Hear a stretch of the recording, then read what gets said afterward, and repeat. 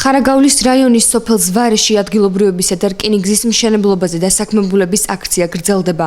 აქციის მონაწილეები ჩინური კომპანია 23 ბიუროს მენეჯმენტის შეცვლას ითხოვენ და აცხადებენ, რომ წინააღმდეგ შემთხვევაში ჩინურ კომპანიას სამუშაოების გაგრძელების საშუალებას არ მისცემენ.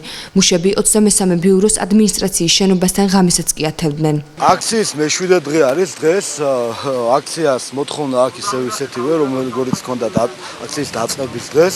მოთხოვნები არის შემდეგი გადადგეს მენეჯმენტი, რომელიც ხელმძღვანელობდა უშუალოდ ამ ადამიანების ცემას და ასევე სამსახურიდან წავიდეს ის ადამიანები, რომლებიც უშუალოდ აი ამ ძალადობრივ ფაქტში მონაწილეობას ღებულობდნენ.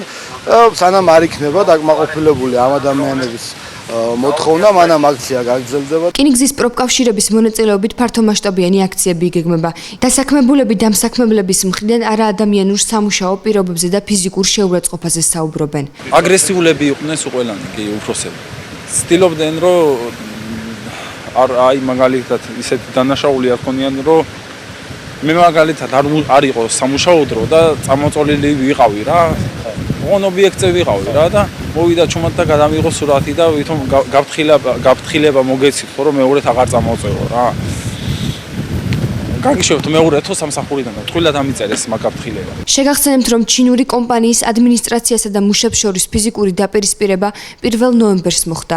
ინციდენტის შედეგად 10-მდე მუშა დაშავდა, რომელთა ნაწილი საავადმყოფოებში ამ დრომდე რჩება. ჩინური კომპანიის წარმომადგენლებმა მუშებს მრავლობითი დაზიანება მიაყენეს.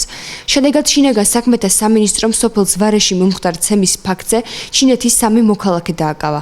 დაკავება სისხლის სამართლის კოდექსის 118 მუხლით მოხდა, რაც ჯანმრთელობის განზრახ ნაკლებად მძიმე დაზიანებას გულისხმობს.